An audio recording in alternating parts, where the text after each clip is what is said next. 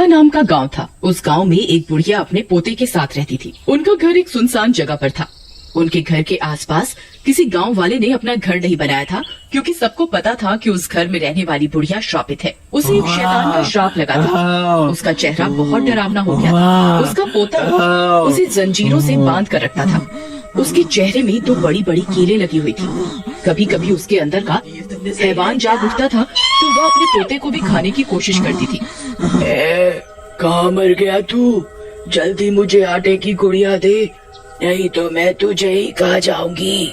दादी थोड़ा सब्र रखो, खाना ला रहा हूँ, बस अभी आया। फिर हीरा उसके लिए आटे की गुड़िया बनाकर लाता है और उसकी तरफ फेंक देता है। फिर वह गुड़िया जानवरों की तरह उस आटे की गुड़िया को खाने लगती है। बहुत भूख लगी है। फिर वह आटे की गुड़िया को खाकर उसे थोड़ी तृप्ति मिलती है और वह कुछ शांत होती है।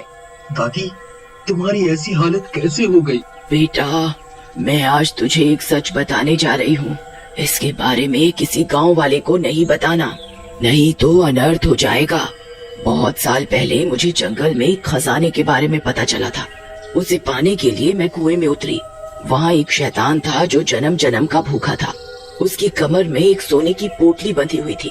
मैंने उसकी तरफ आटे की गुड़िया फेंकी तो वह उसे खाने में मगन हो गया। तभी मैंने उसकी सोने की पोटली को खंजर से काट दिया। उसमें से सोने के सिक्के गिरे। मैंने उन्हें झट से उठाया और कुएं से जल्दी से बाहर आ गई। मैं अगली रात फिर से कुएं के अंदर गई। मैंने फिर से उसकी तरफ आटे की गुड़िया फेंकी और उसकी पोटली को खंजर से काट दिया और सोना इकट्ठा करने लगी। लेकिन उस दिन मेरा लालच मुझ पर हावी हो गया। मैं ज्यादा सोने के सिक्के इकट्ठे करने में लग गई। तब तक वह शैतान आटे की गुड़िया खा चुका था। अब मेरे पास उसकी भूख मिटाने के लिए कुछ नहीं था। मैं जल्दी से रस्सी के सहारे बाहर निकलने लगी। तभी उसने मेरी टांग पर काट लिया और मैं भी श्रापित हो गई। उस दिन के बाद से मेरी ऐसी हालत हो गई है। अगर मुझे समय पर आटे की गुड़िया नहीं मिली तो मुझे डर है मेरे अंदर का शैतान किसी दिन तुझे अपना शिकार बना लेगा। बेटा, मुझे अब ऐसी जिंदगी और नहीं जीनी। मुझे मुक्ति दे दे। मैं अब थक चुकी हूँ। मैं किसी दिन तेरी जान ले लूंगी। मुझ पर एक कृपा कर, मुझे अब मुक्ति दिलवा दे बेटा। लेकिन दादी, मैं इस श्राप से आपको मुक्ति कैसे दिलवाऊं? बेटा, मेरे शरीर को आग के हवाले कर दे, इससे मुझे मुक्ति मिल जाएगी। लेकिन तू कभी खजाने के लालच में उस कुएं की तरफ मत जाना। फिर हीरा से अपनी दादी की हालत देखी नहीं जाती और वह अपने झोपड़े में आग लगा देता है और उसकी दादी को मुक्ति दिलवा देता है। अब मुझे कुएं में जाकर उस शैतान से खजाना लाना ही होगा। फिर एक दिन हीरा आटे की गुड़िया बनाता है और उस कुएं में उतर जाता है। हे दानव, कहाँ है तू? देख, मैं तेरे लिए आटे की गुड़िया लाया हूँ। हाँ, जल्दी आ जा। तभी आटे की गुड़िया की महक सूंघकर वह शैतान वहाँ आ जाता है। उसे देखकर हीरा की सिट्टी पिट्टी गुल हो जाती है। अरे मर गए रे, दादी की बात तो सच निकली। यहाँ तो सच में एक शैतान है। फिर वह शैतान उसकी ओर बढ़ने लगता है। तभी हीरा उसकी तरफ आटे की गुड़िया को फेंक देता है और वह शैतान उसे खाने लगता है। इसी का मौका उठाकर हीरा खंजर से उसकी सोने के सिक्कों की पोटली को फाड़ देता है और उसमें से सारे सोने के सिक्कों को इधर उधर बिखेर देता है। फिर सोने के सिक्के उठाना शुरू कर देता है। उसका लालच बढ़ता जाता है और वह सिक्के उठाने लगता है। तभी वह शैतान पूरी आटे की गुड़िया को खत्म करने वाला होता है। अरे मर गए रे, ये मांस मीठा तो इतनी जल्दी पूरी गुड़िया ही खा गया। ये गुड़िया खत्म होते ही मुझ पर हमला करेगा। मुझे अभी यहाँ से निकलना होगा। हाँ। फिर हीरा जल्दी से रस्सी पकड़कर ऊपर कुएं से बाहर निकलने लगता है। तभी वह शैतान पूरी गुड़िया खा लेता है और उसका ध्यान हीरा की तरफ जाता है। तब वो भी रस्सी पकड़कर कुएं से बाहर निकलने की कोशिश करता है। लेकिन जैसे ही उसका हाथ कुएं से बाहर निकलता है वह जलने लगता है और जलने से बचने के लिए वह फिर से कुएं के अंदर चला जाता है और अपने सोने के सिक्कों को वापस बटोरने लगता है। अरे वाह, आज तो मजा आ गया। मेरे हाथ 5 सोने के सिक्के लग गए। एक काम करता हूँ, कल बहुत सारी आटे की गुड़िया लेकर आऊंगा। फिर वो शैतान उन्हें खाने में मगन हो जाएगा और मैं सारे सिक्कों को इकट्ठा कर लूंगा। फिर इतना सोचकर हीरा आटे की गुड़िया बनाना शुरू कर देता है और 5 आटे की गुड़िया तैयार कर लेता है। मेरी तरकीब जरूर काम करेगी। फिर वह रात होने का इंतजार करता है। कुछ ही देर में रात हो जाती है और वह सारे आटे की गुड़िया एक पोटली में डालता है और कुएं में उतर जाता है। ऐ शैतान, कहाँ है तू? देख, तेरे लिए बहुत सारा खाना लाया हूँ। तभी सामने से 5 शैतान आ जाते हैं।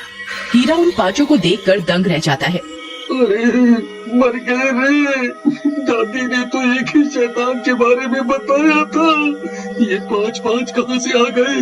अब मैं क्या करूं? कहीं मैंने कोई गलती तो नहीं कर दी? मैं रोज एक गुड़िया लाता था तो एक ही शैतान आता था। हे भगवान, ये मैंने क्या गलती कर दी? इसके बारे में तो मैंने सोचा ही नहीं। अब क्या करूं? तभी वहाँ 5 शैतान आ जाते हैं और वे भूख के मारे तड़प रहे होते हैं। एक काम करता हूँ, इन 5 को एक एक गुड़िया खाने को दे देता हूँ, इससे मुझे यहाँ से भागने का वक्त मिल जाएगा। हाँ। फिर हीरा एक आटे की गुड़िया एक शैतान की ओर फेंकता है तो 5 शैतान उस गुड़िया के ऊपर कूद पड़ते हैं। कोई उसकी टांग खा जाता है तो कोई उसका सिर, और पलक झपकते वो 5 मिलकर उस गुड़िया को खा जाते हैं। अरे मर गए रे, इन 5 ने मिलकर एक झटके में गुड़िया हासिल कर ली। अब क्या करूं? यहाँ से कैसे निकलूं? कैसे निकलूं? फिर वह बची हुई 4 गुड़िया को एक साथ उनकी तरफ फेंक देता है। 5 में से 4 शैतानों को एक एक गुड़िया मिल जाती है। वह चारों उन्हें खाने में मगन हो जाते हैं, लेकिन एक शैतान अभी भी भूखा होता है और हीरा की तरफ देख रहा होता है। अरे मर गए रे, इस नाश मिटे के हिस्से में तो कुछ आया ही नहीं। अरे भागो रे, भागो रे। फिर जैसे ही हीरा रस्सी पकड़कर ऊपर से निकलने की कोशिश करता है, वो 5वां शैतान उसकी टांग पकड़ लेता है और उसकी टांग पर काट खाता है। अरे कब्बा, छोड़ मेरी टांग। ये तूने क्या कर दिया कब्बा? फिर हीरा किसी तरह कुएं से बाहर निकलता है। अरे रे, बहुत दर्द हो रहा है रे। हाय, अब मैं क्या करूं? कहीं वो दादी वाला श्राप मुझे भी तो नहीं लग जाएगा? कोई है? कोई मेरी मदद करो, कोई मेरी मदद करो। फिर देखते ही देखते हीरा भी शैतान में बदल जाता है। उसे भी श्राप लग जाता है। फिर हीरा अपने दोनों हाथ और पैरों के सहारे चलने लगता है। उसे बहुत भूख लगती है और वह आटे की गुड़िया की खोज में पूरे गांव में भटकने लगता है। मुझे बहुत भूख लगी है। मैं किसी को नहीं छोड़ूंगा। गांव वाले उसे छुप छुप कर देखने लगते हैं। किसी को कुछ समझ में नहीं आता कि हीरा ऐसे दोनों हाथ और पैरों के सहारे क्यों चल रहा है और उसकी ऐसी हालत कैसे हो गई। फिर हीरा पूरी रात गांव में भटकता भटकता जंगल की तरफ निकल जाता है। उसके वहां से जाते ही गांव वाले अपने घरों से बाहर निकल कर आ जाते हैं। अरे भाई, ये हीरा को क्या हो गया? ये तो बिल्कुल जानवर जैसा बन गया है। भाई, मुझे तो लगता है इसे इसकी दादी ने काट खाया है, तभी ये भी श्रापित हो गया है। फिर सभी गांव वाले हीरा के घर की ओर दौड़ पड़ते हैं। जब वे वहां पहुंचते हैं तो दंग रह जाते हैं। वह घर पूरी तरह से जला हुआ होता है। वहां उन्हें उस बुढ़िया का कंकाल भी मिलता है। उन्हें कुछ समझ में नहीं आता कि आखिर क्या हो रहा है। फिर रात होने पर उन गांव वालों को हीरा के तड़पने की आवाजें जंगल से आती हुई सुनाई देती हैं।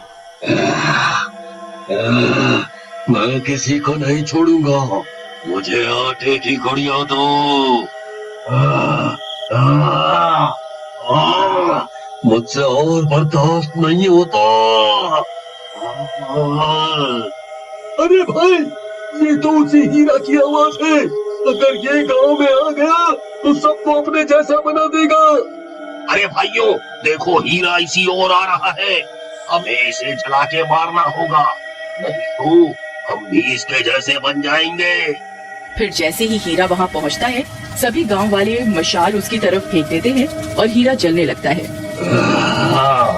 गांव वालों, तुम्हारा बहुत बहुत शुक्रिया। तुमने मुझे मुक्ति दिलवा दी। मैं लालची बन गया था। मुक्ति। लेकिन वह कुएं का दानव आज भी उस कुएं में अपने शिकार का इंतजार कर